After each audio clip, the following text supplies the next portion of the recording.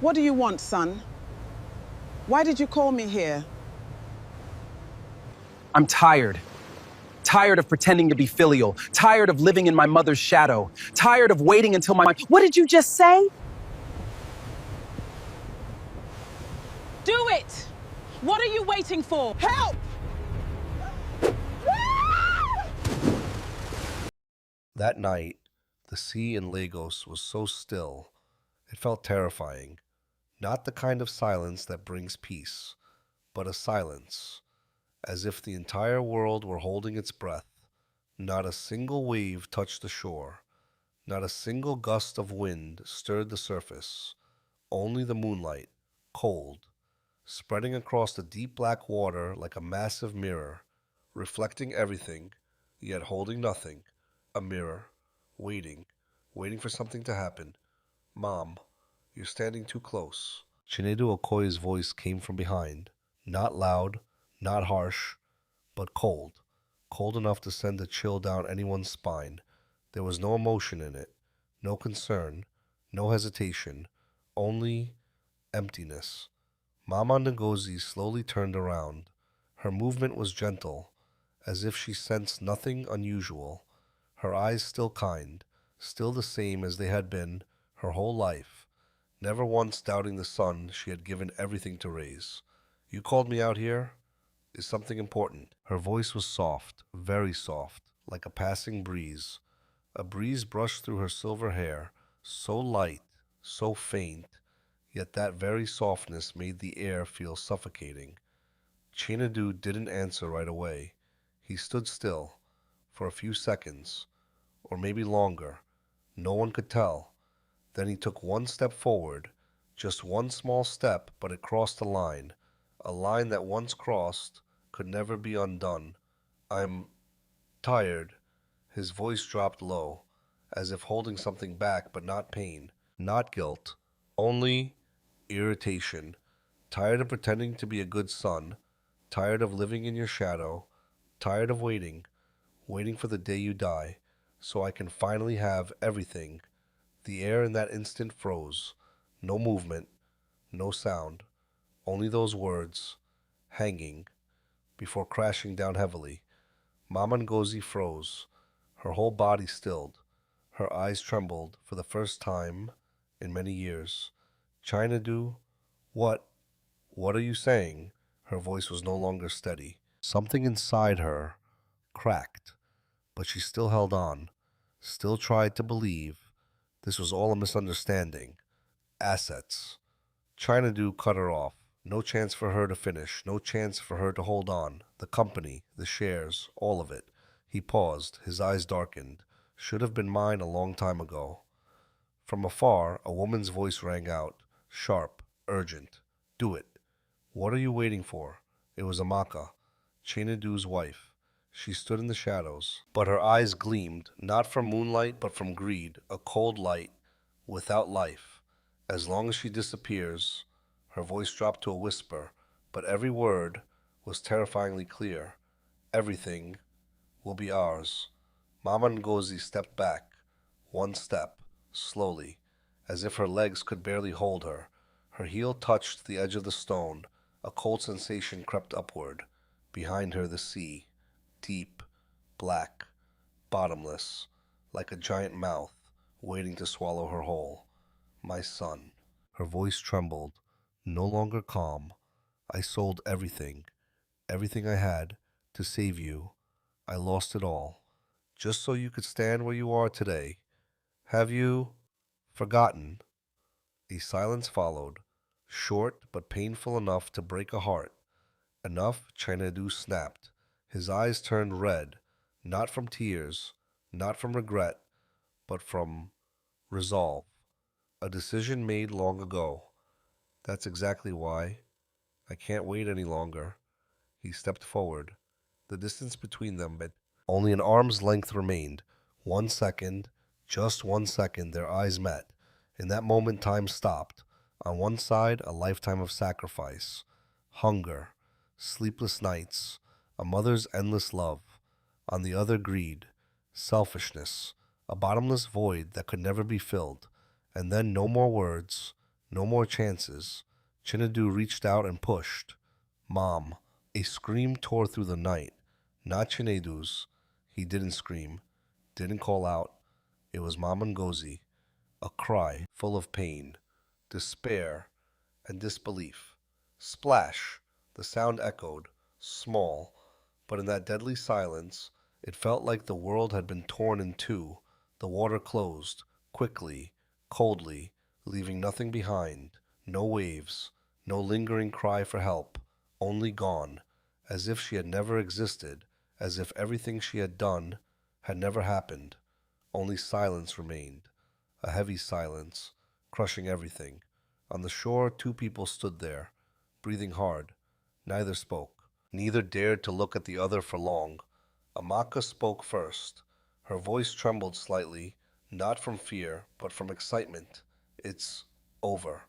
She swallowed, her eyes fixed on the sea as if waiting for something to rise. But nothing came. No sign. No proof. Chinadu said nothing. He stood still, looking down at the place that had just swallowed the woman who gave him life. His face empty. No regret. No pain. Just nothing. Something fell, slowly, very slowly. Was it sweat or a tear? No one knew. Maybe not even him. But what he didn't realize was that in that very moment, the moment the sea closed, the moment everything seemed over, somewhere, something else had begun. His fate quietly, silently, was sinking, sinking deeper and deeper, along with his mother, beneath those dark waters. And this time no one would pull him back up. In Lagos, people often pass around the saying, there are two things that can completely change a person. Not money, not love, but power, and the feeling of waiting too long to grasp it. Chinedu Okafor was the kind of man everyone believed had his life predetermined from birth. An easy life, a straight path without obstacles, a future others could only dream of reaching. And yet, ironically, he grew up with the feeling that something had been taken from him. Not something tangible, but the feeling of never truly owning anything. He was the only son of Ngozi Okafor, a name that in Nigeria's business world was not just known, but spoken with near absolute reverence. She wasn't merely a successful businesswoman. She was the one who built Okafor Marine Holdings from nothing, a powerful shipping empire once controlling key maritime routes connecting Lagos to major ports across West Africa. Her name appeared in financial magazines. Her portrait hung in prestigious boardrooms. A single sentence from her was enough to make seasoned partners reconsider multi-million-dollar deals. A woman called a legend, while still alive. But to Chinadu, she was not a legend. She was a shadow so vast it covered his entire life. From a young age, Chinadu lived in a world most people could only imagine. A seaside mansion, silk curtains swaying gently in the wind, the scent of polished wood mixed with expensive perfume from constant visitors. He grew up surrounded by luxury cars, formal banquets, tailored suits, elite schools, extravagant trips, things most people only ever saw on screens. From the outside, anyone would say he was the luckiest son alive, and perhaps at one point he believed that too, until he grew older and became aware of something he could not ignore. Everything around him, no matter how dazzling, was not truly his. The mansion belonged to his mother. The company belonged to his mother. The people who bowed to him were actually honoring her.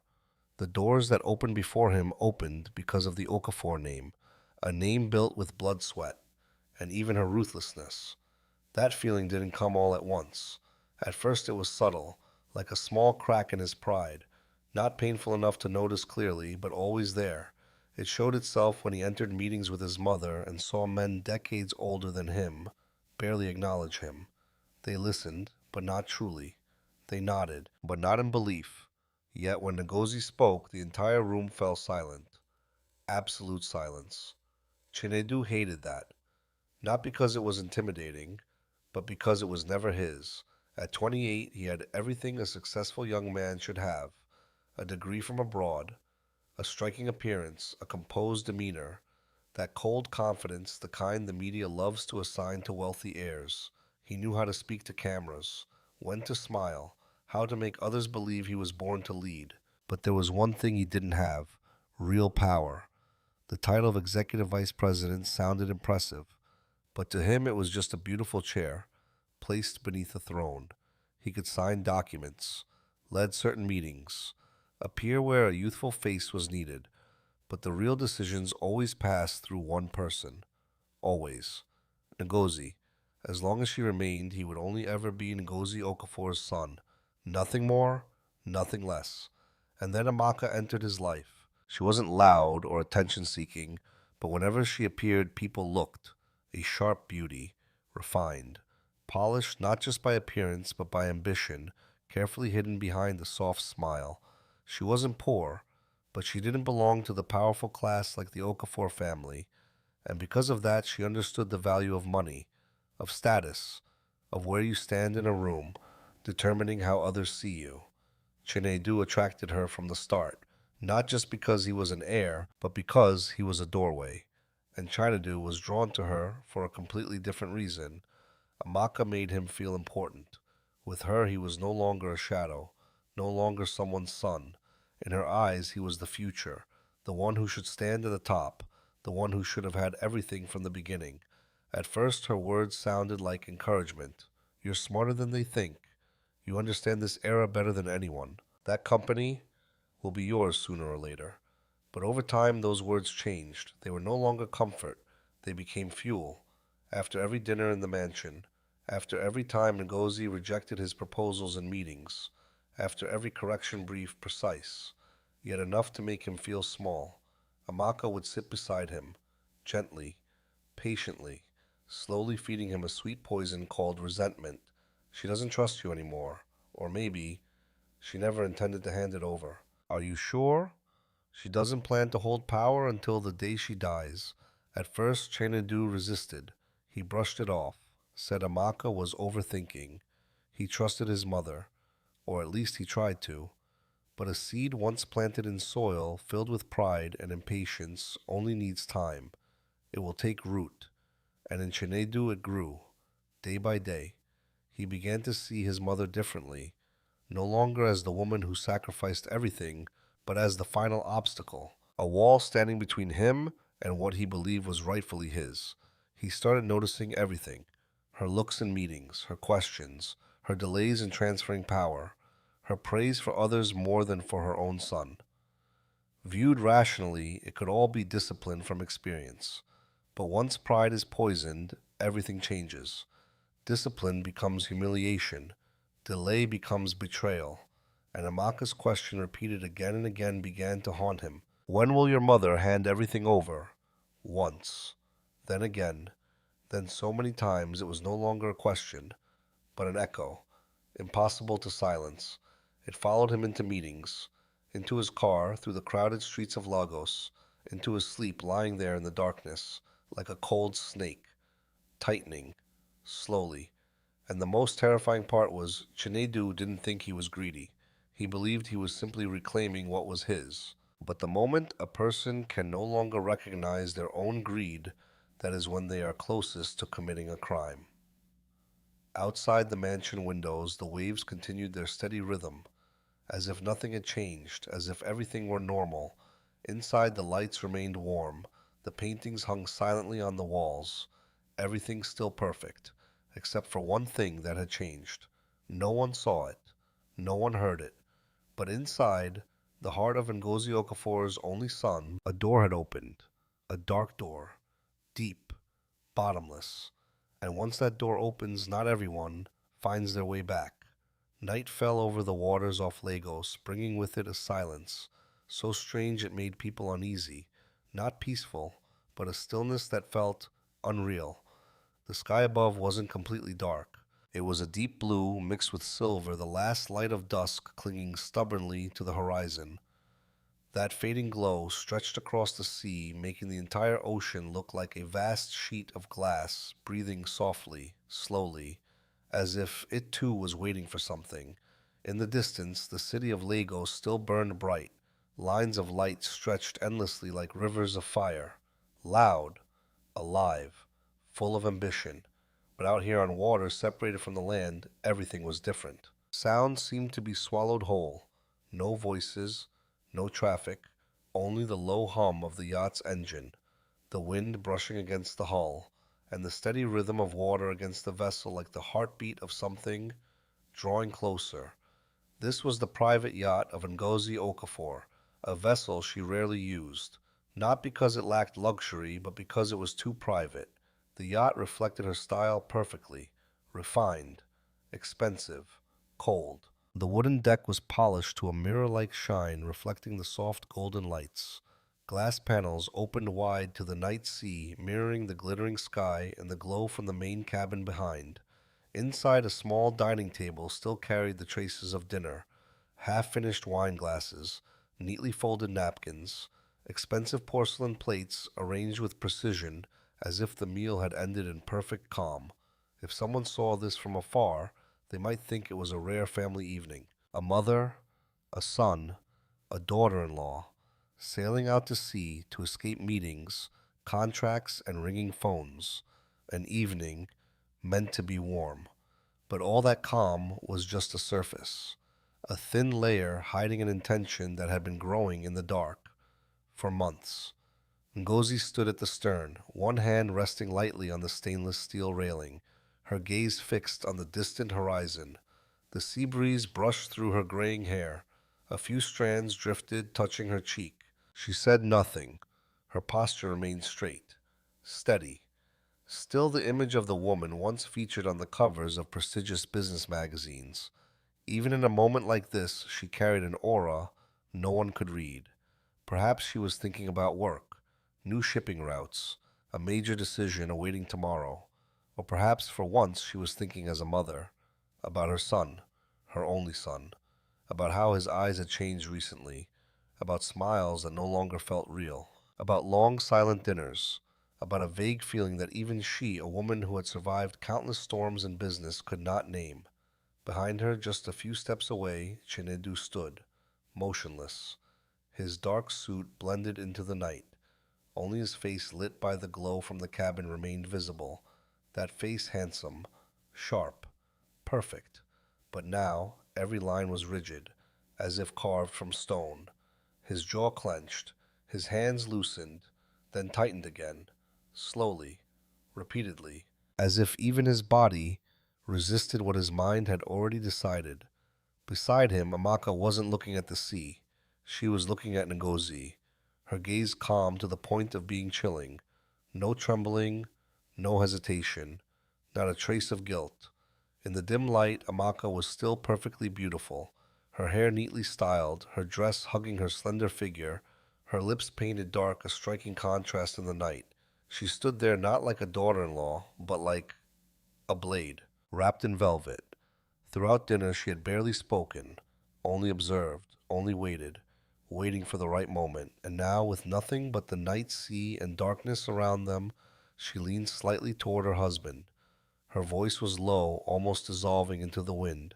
Just one push. Those 4 words fell into the silence like drops of acid, corroding everything. Chinedu didn't respond. He had heard that before, not once, but many times.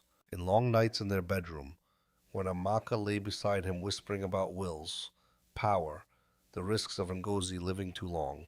What if she changed her mind? What if she never let go? That sentence had echoed in half-spoken arguments, in suggestive glances. In every moment Ngozi rejected his proposals. It seeped into his mind, slowly, relentlessly, like seawater soaking into wood. At first it was just a thought, then a possibility, then something real too terrifying to name. And tonight it stood right in front of him, clear, simple, cruel. Just one push, one small movement, one brief second, and everything would change forever. He looked at his mother's back, the woman who raised him, built an empire, taught him how to stand in this world. But now in his eyes she was the final barrier, a wall between him and power. A strong gust of wind passed. Ngozi lifted a hand to steady her shawl, still not turning around. Perhaps she believed her family stood behind her.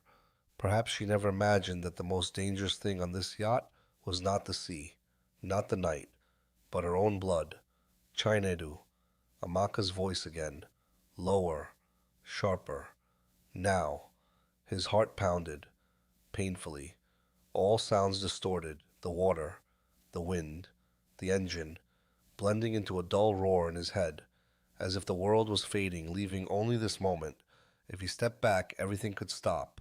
If he said no, this plan would vanish. If he saw his mother as a human being, he could still turn back. But greed never arrives with an ugly face. It comes with reasons. It tells him this is inevitable, that power is rightfully his, that if he doesn't act, he will remain a shadow forever, that to stand at the top sometimes you must do what others fear. And the most terrifying part, he believed it. He stepped forward, slowly, quietly, close enough to smell her familiar perfume, the scent of childhood, of safety. His hand lifted, trembling, uncertain, as if the last piece of humanity in him was still trying to hold on, but then he touched her back, and pushed, not hard, not loud, just a short, cold motion, enough to break her balance. Ngozi lurched forward. Time stretched into infinity. Her hand reached for the railing, fingers brushing cold metal. Her eyes widened, and she turned just slightly, but enough for him to see that look. Not anger, not hatred, not just fear, but shock. The shock of a mother, realizing who pushed her. And then she was gone. A dull splash beneath the water. Not loud, but enough. The sea closed, quickly, coldly, leaving no trace. No cry for help. No final call, only ripples spreading, then fading, as if nothing had happened. Chinedu stood frozen, his hand still suspended as if it didn't belong to him. His body fell into emptiness. No breath, no thought. Amaka stepped forward, looked down, then turned back. Her face pale, but not with regret. It's done. Two words terrifyingly light, as if they had just completed something ordinary. Chinedu stepped back, one step, then another. In his mind, his mother's eyes replayed, endlessly. He thought it would feel like freedom, but no, only silence, cold, heavy, crushing his chest. Out there, Lagos still shined. The yacht kept moving. The wind still blew, as if nothing had happened. But beneath the water, a secret had sunk, and neither of them knew that some crimes, no matter how deeply buried, will return. And when they do, they won't take just one thing. They will take everything. The next morning, Lagos woke up as if nothing had happened. The sun slowly rose over the horizon, casting a bright, almost indifferent light across the glass towers, making them shimmer as though the city had put on a brand new skin. The streets quickly filled with traffic. Car horns, voices, footsteps blended into a familiar sound, loud, hurried, relentless. At the ports, containers were still being lifted and lowered in steady rhythm. Cargo ships moved in and out like tireless machines. Everything continued as if the world had never needed to pause for anyone's pain. That was the nature of this city. It didn't stop. It didn't wait. It didn't look back. It simply observed, recorded, and moved forward. And on that seemingly ordinary morning, a piece of news began to spread. At first, it was just a short notice within the company's internal system. A dry sentence. Neat. But heavy enough to make anyone pause. Then calls began flooding between executives. Urgent voices. Interrupted questions. Unusually long silences. Then came the financial news. Local media. Online publications. And within just a few hours, the entire Nigerian business world knew. Ngozi Okafor has gone missing after a boating accident last night. The word missing was chosen very carefully. Softer than dead, more ambiguous than murdered. It created space, a space just wide enough for people to fill with sympathy instead of suspicion. A spokesperson for Okafor Marine Holdings quickly appeared before the press. His face was grave, his voice perfectly controlled. No trembling, no stuttering, not a word wasted. He spoke of a private evening on a yacht, of strong winds, of a misstep on deck, of rescue teams deployed through the night, of the family's immeasurable grief, of their wish for privacy in this difficult time. A story complete, smooth, logical, easy to believe. And the most terrifying part, it was told by people powerful enough to make the world want to believe it. By afternoon, the gates of the Okafor mansion were crowded. Reporters, broadcast vans, cameras, microphones. Condolence flowers arrived from everywhere, partners, politicians, corporations that had worked with Ngozi for years. Her name filled the news. Old photos resurfaced. Her shaking hands with heads of state, cutting ribbons at new ports, speaking at international conferences, sitting upright at a table full of powerful men never once overshadowed. People mourned her, not just as a person, but as a monument, a woman who rose from nothing, a symbol of willpower, the Iron Queen of West Africa's shipping industry. But within that wave of emotion, there were two people standing inside the brightly lit mansion, receiving condolences with a performance almost flawless. Chinedu Okafor appeared before the public, a perfectly tailored black suit, a dark tie, eyes slightly red just enough to suggest a sleepless night. He stood before the microphone, back straight, shoulders slightly lowered just the right amount. His face carried carefully controlled grief. Not too dramatic, not too cold, just enough. My family is experiencing a loss beyond words. He paused, inhaled, his gaze lowered as if swallowing something stuck in his throat. My mother was not only the leader of this company, she was the heart of our family. Behind him, Amaka stood silently, a sleek black dress hugging her figure, a nearly perfect face softly broken by slightly reddened eyes. Not too much, just enough to make others believe she had cried. She said nothing, only lowered her gaze when cameras turned toward her, only tightened her grip on her husband's arm at the right moments, only let a single tear fall slowly, very slowly, as if grief had left her too weak to speak. They performed the role of a grieving son, a mourning wife, and they performed it perfectly, so perfectly that even those who once doubted began to believe. That was the power of influence. It didn't just hide the truth, it created another truth cleaner, more beautiful, easier to accept, then placed it before the public until no one wanted to question it anymore. 3 days later, the board of Okafor Marine Holdings called an emergency meeting.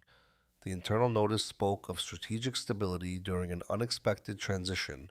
Major shareholders were present, every face tense, though not entirely from grief. In their world, mourning and profit always walk side by side. A tragedy in the right hands could become an opportunity, and that opportunity stood before them. Chinedu Okafor, the only son, executive vice president, a young face, fit for a modern era, the most obvious heir. No one said it outright, but everyone understood. Power could not remain vacant for long. When the meeting ended, the decision came faster than expected. Chinedu Okafor became the new CEO. At the same time, Amaka, despite holding no official title, quickly became the most powerful woman in the family. She stood beside her husband at events, at receptions, in private meetings, step by step, stepping into the spotlight that once belonged to Ngozi. On the surface, everything was perfect. Too perfect. Chinedu now had the largest office, at the highest floor, overlooking the Lagos port. The black leather chair, once his mother's, now stood behind him. Those who once dismissed him now shook his hand with both of theirs. Secretaries spoke to him with greater respect. Senior executives chose their words carefully. He had everything: power, respect, the highest seat. But when he was alone, he didn't feel victorious. On his first night as CEO, he sat in his office for a long time. Lagos glowed beneath him, like a living map, ships moving, lights blinking, horns echoing in the night. Everything belonged to him. With just one signature, he placed his hand on the desk. The wood felt cold. He looked into the glass, his reflection faint, and then, without knowing why, he remembered. The sea that night, the sound of water closing, his mother's eyes. The memory wasn't clear, just fragments, a hand reaching, a scarf drifting, a ring of dark water, but enough to suffocate him. He poured whiskey, drank, then drank again, but it didn't erase it. Meanwhile, Amaka was different. She adapted with frightening ease. She knew how to stand beside her husband, when to smile, when to stay silent, when to touch his arm to create the image of a powerful couple. But when they were alone, everything changed. You see, she said one night, swirling a glass of wine, "It's over." Chinedu said nothing. Amaka looked at him, her eyes cold. "We've come this far. Don't be weak now." Weak. That's what she called his torment. Perhaps to her it was just a price, a necessary one. But Chinedu began to understand slowly that crime does not disappear. It remains, in silence, in sleepless nights, in sudden jolts of fear, in the sound of running water, in the feeling that his hands would never be clean, no matter how many times he washed them. And there was one more thing that neither of them realized. The sea doesn't just swallow, it keeps. It keeps traces. It keeps time. And one day when people believe everything has sunk deep enough, it gives it back. That's how secrets survive. They don't disappear. They lie still, waiting, waiting for the tide. And somewhere off the coast of Lagos, beneath the dark water, a truth was still drifting, slowly, silently, moving closer, towards them.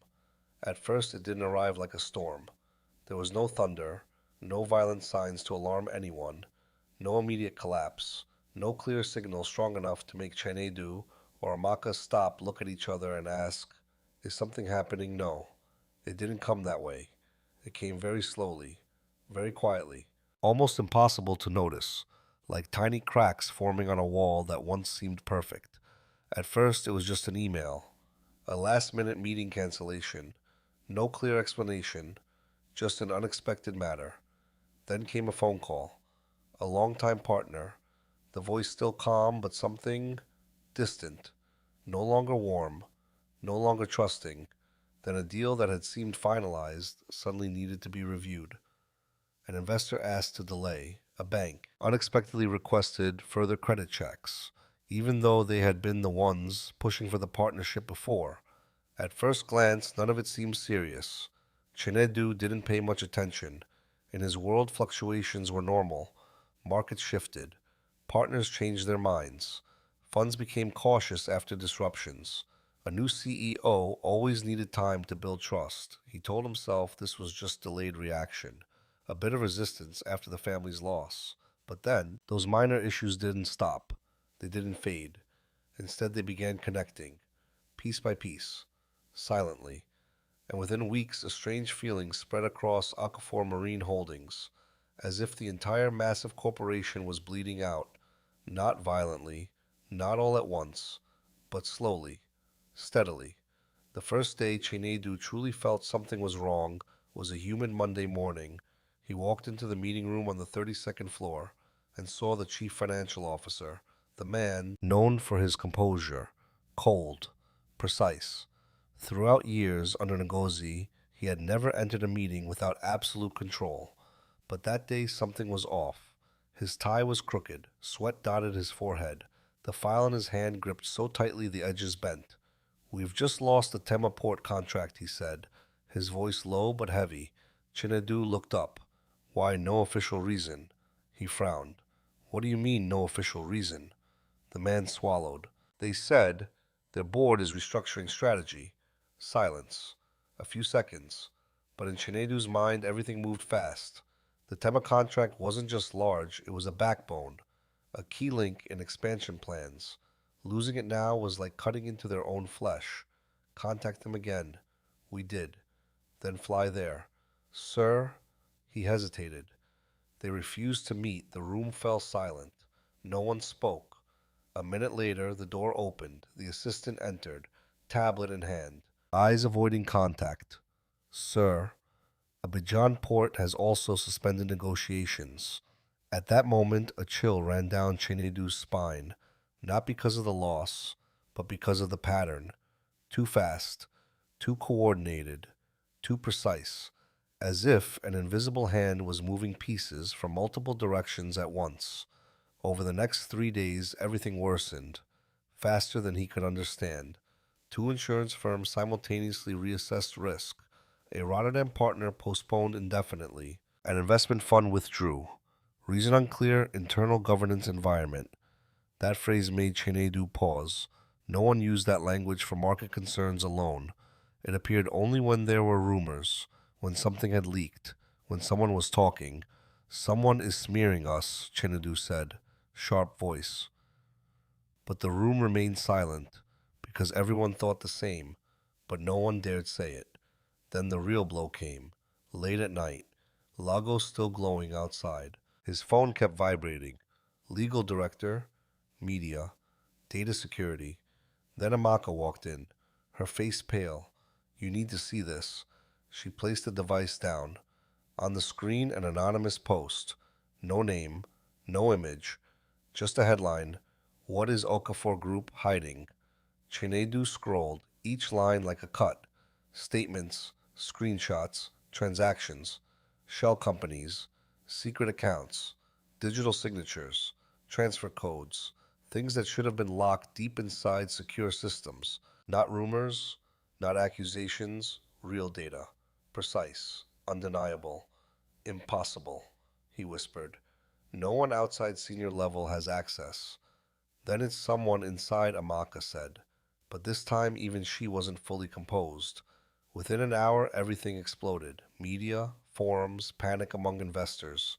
The Okafor name trended everywhere. By morning, the stock fell. Not drop plunged, red numbers burning, investors sold off. Analysts said crisis of confidence, legal risk, chain collapse. But the most terrifying part was the speed. Not random. Calculated. As if someone knew exactly when to release what first, what next, leaving them no time to breathe. By afternoon, regulators sent notices. By evening, television aired reports. By night, international media joined in. Chinedu slammed the newspaper down. They're trying to kill me. No one responded. Because it was true, but not the way he thought. Not killing his body, but killing his reputation, killing his power, killing his illusion. In the days that followed, Okafor Marine headquarters changed, no longer an empire, but like a building quietly burning from within. Employees whispered, managers avoided each other, meeting rooms stayed closed, lawyers came and went, phones rang non-stop, like funeral bells, and Chinedu stopped sleeping. Not mild insomnia, but complete sleeplessness, lying awake, staring at the ceiling, hearing water, seeing red stock numbers, feeling fear spreading. Someone knew too much, too precise, too systematic, not random, not a competitor. This was a hunt, patient, cold, unhurried, wanting to watch the prey collapse slowly. One early morning, Amaka fell asleep. Chinedu went to the wine cellar, poured whiskey, his hand slightly shaking. Silence. The sound of liquid pouring. He lifted his head, didn't know why, just a feeling, as if someone was standing behind him. He turned, no one, only darkness, but his heart pounded because for a moment he believed he would see a woman, wet, silent, looking at him. He tightened his grip on the glass, empty-handed, and for the first time a clear thought appeared. This isn't over. The sea doesn't always keep what it takes. Secrets don't always stay buried. Somewhere between stolen data, turning partners, collapsing numbers, there was a gaze, watching him, waiting, unhurried, as if it had been waiting for a very long time, and now it was only beginning to pull them down. That night, the Okafor mansion was lit up as usual. From the outside, nothing seemed out of place. It still stood as a familiar symbol of wealth and power, all cream-colored stone walls, long rows of white columns stretching across the main entrance, the fountain in the courtyard flowing steadily under warm golden lights, and large glass windows reflecting the Lagos sky slowly sinking into night. Everything remained intact, orderly, luxurious, perfect, just as long-standing power always leaves its mark. But only those living inside understood one thing clearly, that perfection was no longer whole. It was like a polished surface beginning to crack, not collapsing, not shattering, just small fractures, spreading quickly.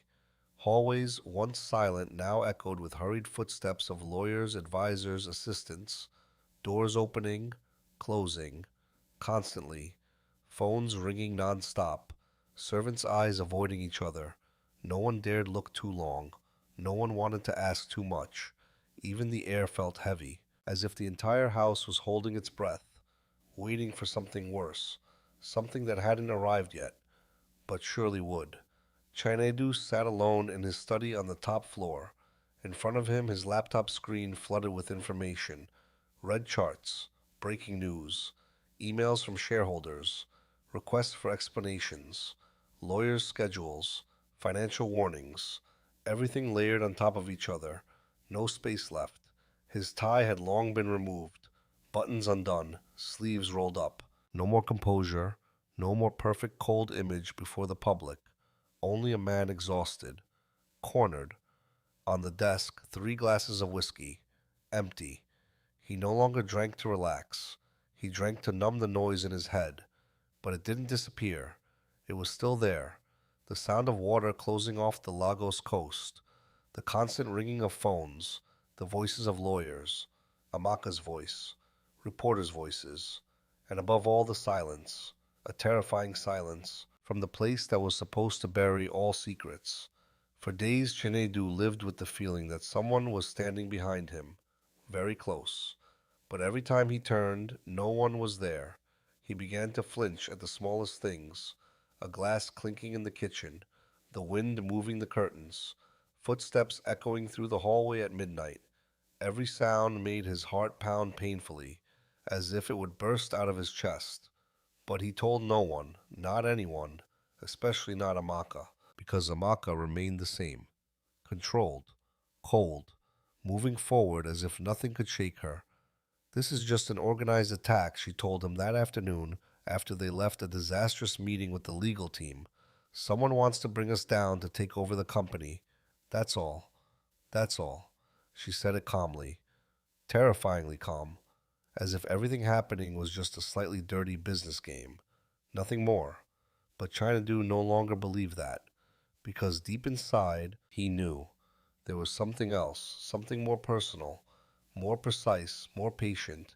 It didn't just want the company, it wanted to wear him down, piece by piece, to watch him lose sleep, to watch him doubt everything, to drag him through layers of hell but not kill him immediately, to make him feel it, fully. The price of that night. Around 11 o'clock, as he was about to shut down his laptop, there was a knock on the door. His secretary. She stood at the doorway. Her expression? Unusual. Sir? There's a package. Leave it there. There's no sender.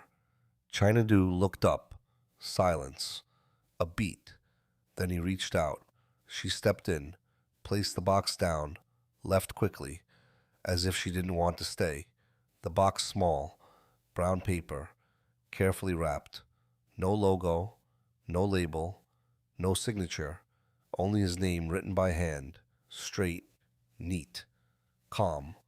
A chill ran down his spine. He stared at it, didn't touch it. Outside, the wind rustled the trees. Inside, an unnatural silence. Finally, he pulled the box closer. His hand trembling slightly, he peeled the tape.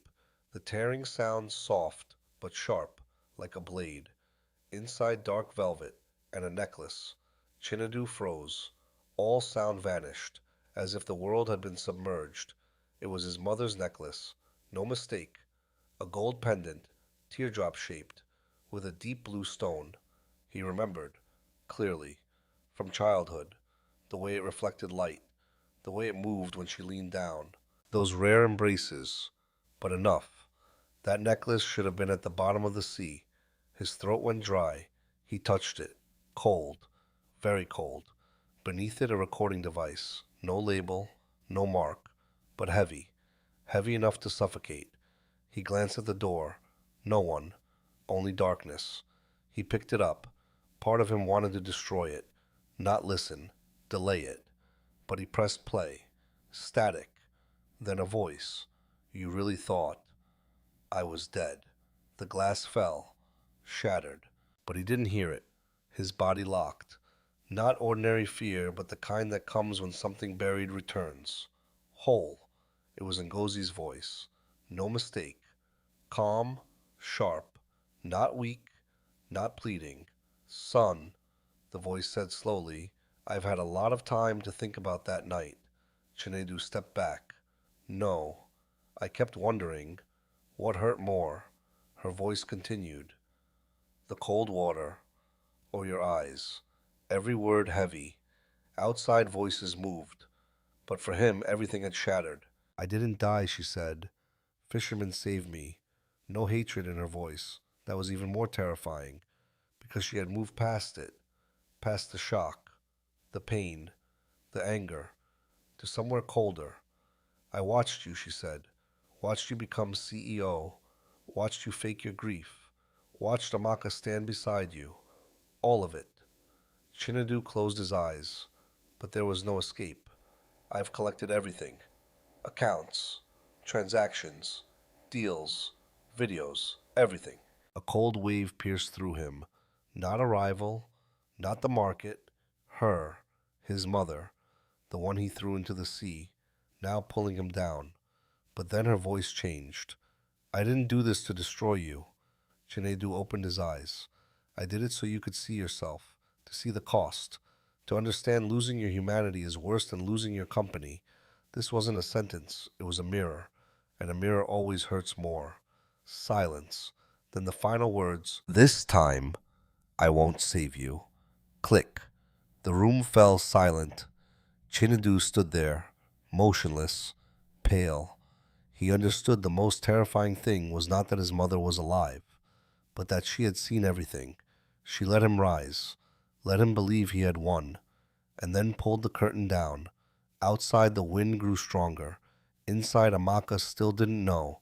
The truth had entered, sat on the table, staring at him, and for the first time he understood what real fear was. Not losing money, not losing power, but being seen by the person who once loved him the most. And this time, no one would save him.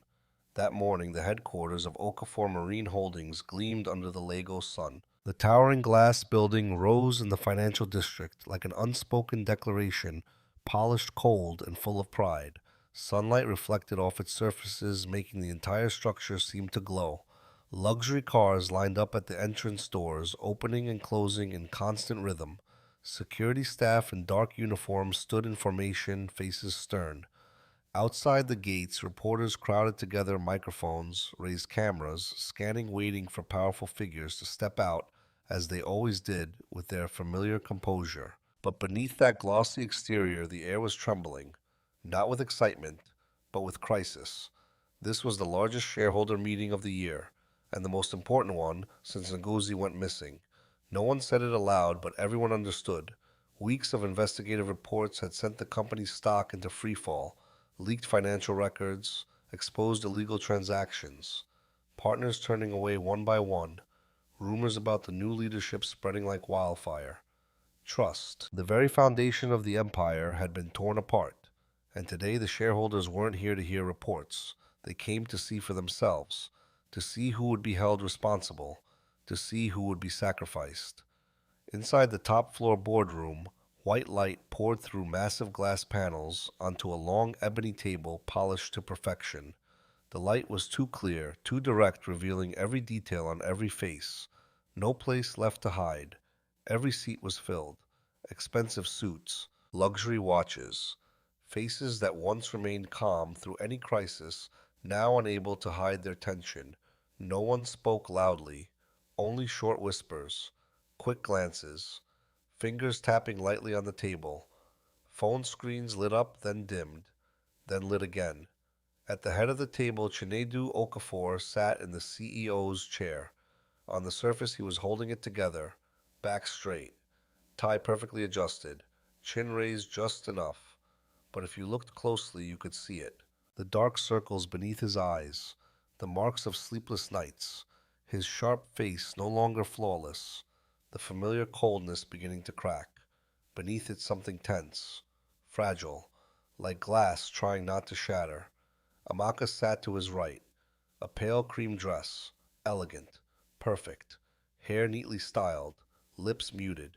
She still looked like a powerful woman, controlled, unbreakable. But since she sat down, she had looked toward the door more often than usual, more than necessary. As if, though she wouldn't admit it, she was waiting. waiting for something, someone, a shadow that could walk in at any moment. Chinedu didn't look at her. Since the night of the necklace and the recording, there had been distance between them, unspoken, but real, suffocating. They still talked, still made plans, still worked with lawyers, but they both knew something had broken. Not trust, that may have rotted long ago, but the illusion that they were still in control. The meeting began. The secretary read the agenda, even, mechanical. Some members presented financial updates. The large screen displayed falling graphs, red numbers, projections that looked more like an obituary than a recovery plan. When Chinedu stood, the entire room held its breath. He placed both hands on the table, took a breath. "Ladies and gentlemen," his voice was hoarse, but steady. "I understand the severity of the situation." Some eyes lifted, some crossed arms, some stared directly, some looked away, skeptical, cold, waiting. Chinedu continued, "Restructuring, transparency, audit committees, strategy, stability, the right words, the right sentences, words that sounded reasonable, but in this room they were empty, empty like a polished statue hollow inside." He spoke of transparency while his life was a locked room. He spoke of responsibility when his own hands. He spoke of stability while the foundation was breaking. And then just as he finished, the door opened. Not forcefully, not loudly, just a slight movement, with a sound sharp, like a blade. The entire room turned. For a moment no one believed it. Someone stood up abruptly. A chair scraped. Someone's mouth opened but no words came. Someone adjusted their glasses as if they had seen wrong. The entire room, full of power, suddenly became a place where instinct took over. Ngozi Okafor walked in, alive, calm, powerful. She wore traditional Nigerian attire, ivory and gold, refined, not extravagant, but impossible to ignore. Her head wrap perfectly set. Around her neck the necklace that had been in the box, just nights before. Her steps slow, steady, no trembling, no weakness, not someone returning to beg, but someone returning to reclaim. Everything. Chinedu felt the blood drain from his body. Sound vanished, only his heartbeat remained, pounding, ringing in his ears, his body frozen. Amaka shook, truly, no longer able to hide it. Her hand gripped the chair, white-knuckled, her face lost all color. In that moment, she was no longer the one in control, but the one facing consequences. Ngozi didn't look around long. She walked straight forward. The crowd parted. No one spoke, but everyone made way. True power doesn't need to command. She stopped, facing Chinedu, only a few steps away. He could see every detail, deeper lines, darker skin, but her eyes unchanged, sharp, clear, and something more, not hatred, but truth, absolute. She didn't shout, didn't cry, didn't accuse. She placed a file on the table, the sound dry, but heavy. "Ladies and gentlemen," her voice low, just 2 words, but the room tightened. "In here," she said slowly, "are all the hidden transactions, shell companies, illegal transfers, and evidence of the current leadership covering them up." No one moved. No one breathed loudly. She placed down a recording device, a memory card. "In here," she said, "is the recording from that night on the yacht." Silence. Dense. Heavy. One shareholder turned pale. Another sank into his chair. Someone muttered, then stopped. Chinedu stared, as if looking at a verdict. Everything lawyers, plans, media, became meaningless. Amaka stood abruptly. "That's impossible." Her voice broke. Because of Ngozi's gaze, just one look was enough. Amaka stepped back, trembling. Nothing left to say. Ngozi turned to the shareholders. "I did not come back to ask for sympathy." Her voice calm. "I came back because this company was built with my entire life, and I will not let it be buried by the greed of those who have forgotten who they are." The words fell, like a sentence. Chinedu could no longer stand. His hands slipped, his legs weakened. Images collided in his mind: the sea, the push, her eyes, the necklace, the recording, the red numbers, and her standing here. Finally, he collapsed. Not violently, just no strength left. His knees hit the floor, shoulders slumped, breath broken. He was no longer the CEO, no longer the heir, no longer the face in the media, only a son who had destroyed the most sacred thing and now had to face it. Amaka stood there, gripping the chair, shaking, not crying, because fear had gone beyond tears. Her lips moved, no sound, only horror. Everything was over.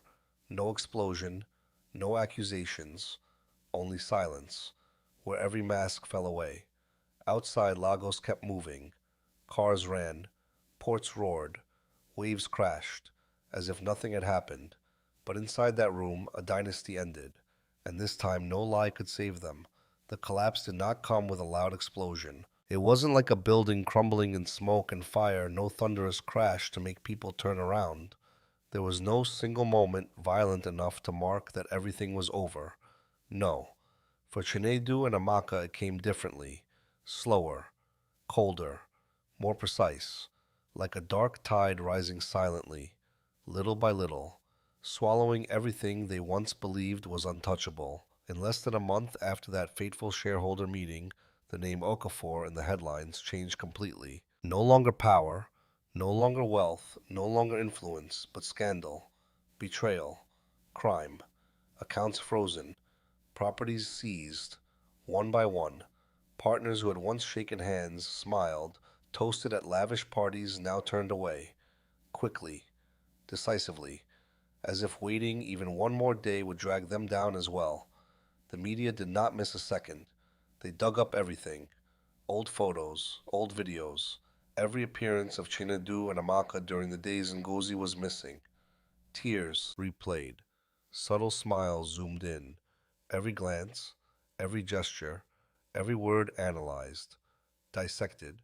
And when seen again, everything felt chilling. The world that once belonged to them turned away. Not loudly, not angrily, but ruthlessly, cleanly, perfectly. And that was only the beginning. Amaka was arrested on a gray morning, right in front of the mansion gates, a place that once staged power, where she once stood smiling, welcoming the most important people in Lagos. But that day there was no red carpet, no luxury cars, no perfect angles, only police sirens, flashing cameras, a crowd, Amaka's face pale, behind oversized dark glasses, put on hastily, as if they could hide the panic. But they couldn't. She still kept her back straight, still walked forward, like someone who hadn't lost. But there are defeats that cannot be hidden, no matter how steady the walk, no matter how bold the lipstick, no matter how expensive the jewelry. Fear still shows, raw, like a crack splitting across the soul. When the car door shut, the crowd erupted, as if witnessing a monument being torn down, and Chenedu stood on the second floor balcony, looking down. He didn't run, didn't call out, didn't speak, just stood there, one hand resting on the cold railing, eyes following the car as it drove away, disappearing behind the trees. If someone had seen him, they might think he was emotionless, but he wasn't. Chinedu had already passed that stage. What remained was not coldness, but paralysis, of a man crushed from within. Those who still cry, scream, beg, still have hope. But Chinedu had none left. He understood too clearly there was nothing left to save. Wealth gone, reputation erased, power dissolved. But the heaviest thing was not any of that. It was memory. The one thing no one could confiscate, no court could take away, no lawyer could defend, no sentence could end. He wasn't imprisoned. Good lawyers, legal loopholes, and Ngozi's decision not to push her son to the ultimate legal end kept him outside prison bars. People said he was lucky, but they didn't live inside his mind. They didn't understand that some people walk out of court thinking they've been spared, but in truth they've already been sentenced, somewhere far more cruel, inside their own minds. From that day, Chinedu stopped sleeping. Not for a few nights, but continuously. Every time he closed his eyes, the sea appeared.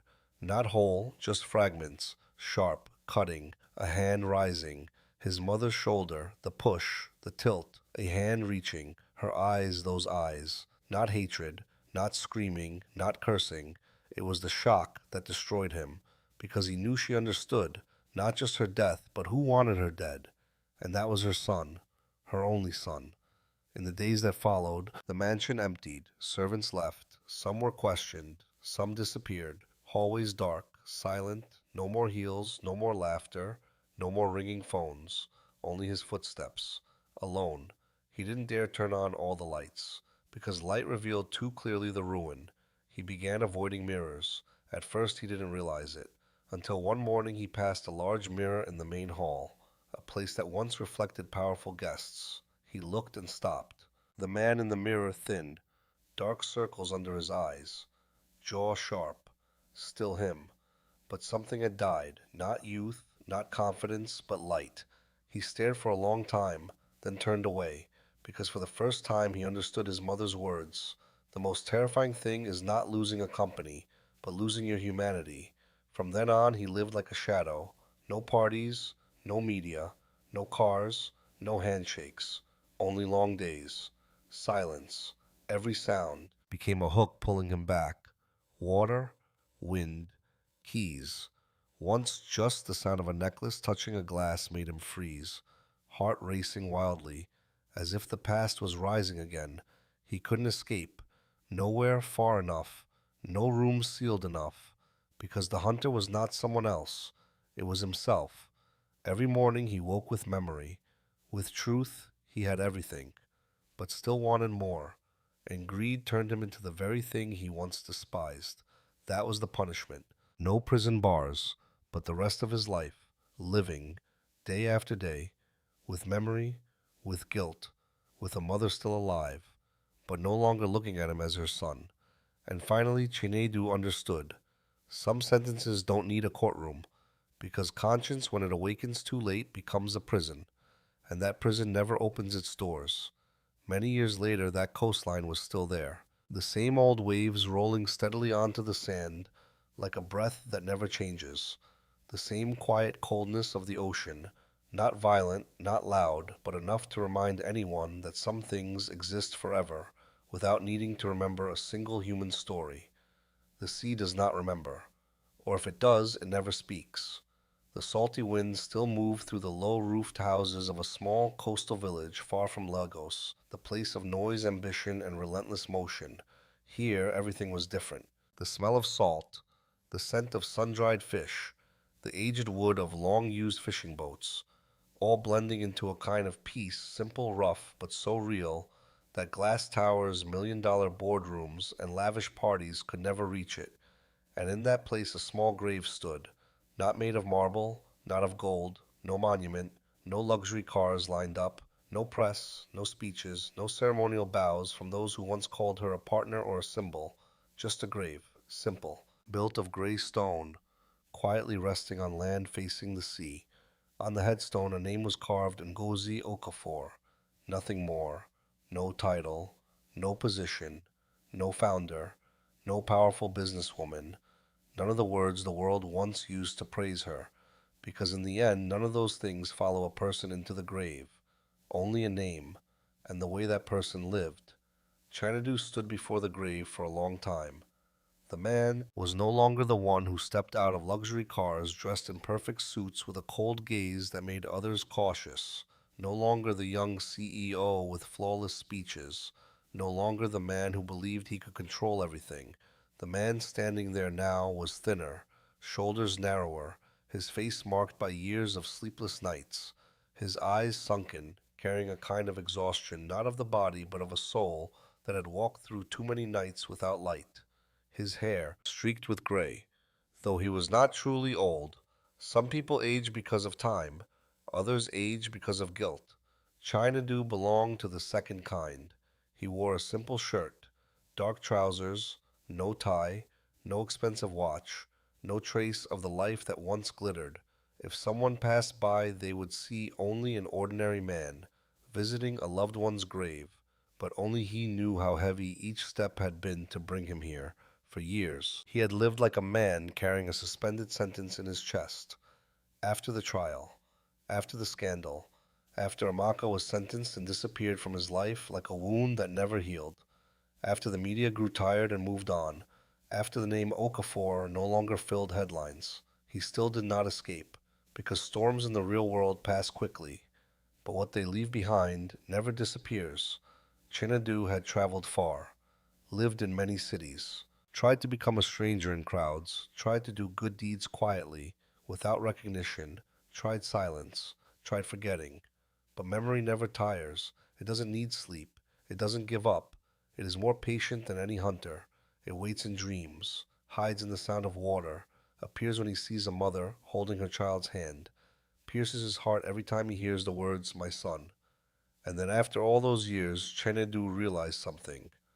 There was one thing he had never done. He had never truly knelt before the truth, not before a court, not before shareholders, not before society, but before his mother. He stepped closer, then slowly he knelt. His knees touched the ground. The coastal soil was damp. The cold seeped through the fabric, but he barely felt it, only his heartbeat, heavy, slow, and the weight of an entire lifetime collapsing onto his shoulders. He looked up, at the name, Ngozi Okafor. 2 words, enough to choke his throat. And for the first time in many years, Chinedu cried. Not quietly, not turned away, not holding back, but truly, like a child. His shoulders shook, his breath broke. Tears fell onto the sand, into the earth, into the place where the cold sea wind still blew. Everything fear, shame, guilt, longing, regret broke apart. "I'm sorry." His voice hoarse, soft, almost lost in the wind. He lowered his head. Lower. "I'm sorry." No one answered. No hand touched his shoulder. No voice comforted him. No miracle. No second chance. That was the most painful thing. Not just the mistake, but even if he truly regretted it, he could never go back. Some mistakes cannot be fixed. Some doors once closed are forever.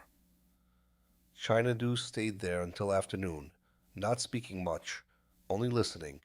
The waves, the wind, the silence of the place where the woman who gave him life lay buried, the one who protected him, and in the end the one he betrayed.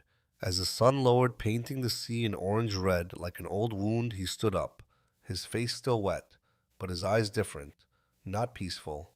He might never have that again, but a decision, quiet, clear, not to prove anything, only to live the rest of his life. A few months later, he sold almost everything, not to be famous again, not to be praised, just quietly, piece by piece. Then he returned to that village, the place where his mother had been saved, where she had lived in silence, where she had watched him from afar fall, and where she now rested.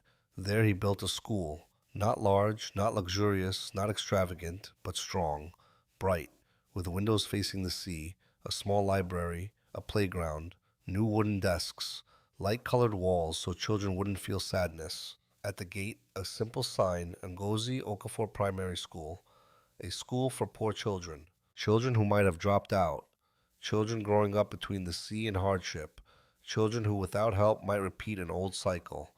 Chinedu gave no speeches, told no stories about himself, did not make himself the center.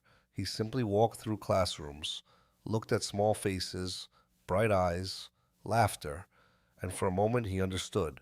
Perhaps this was the closest thing to forgiveness. Not being fully forgiven, but being allowed to do something right after doing something wrong. One afternoon he stood beneath a tree, listening to children read, listening to the waves, looking at the sign bearing his mother's name. He closed his eyes. The regret was still there. It might always be, but at least here her name was no longer tied to tragedy, but to the future, to laughter, to innocence. And for Chinedu, that was everything. Not to erase his sin, but to live more worthy of the pain he had caused. Final message. Greed can make a person believe they are moving forward, but sometimes what they are truly walking toward is the edge of a cliff. You can have money, power, everything for a time, but if the price is your conscience, your family, your humanity, then every victory, in the end, is just another failure. And sometimes the heaviest sentence is not in prison, but in the years that remain, when every morning you wake up, you must live with the memory. Because some wounds never heal, some apologies come too late, and some regrets will follow a person until their very last breath.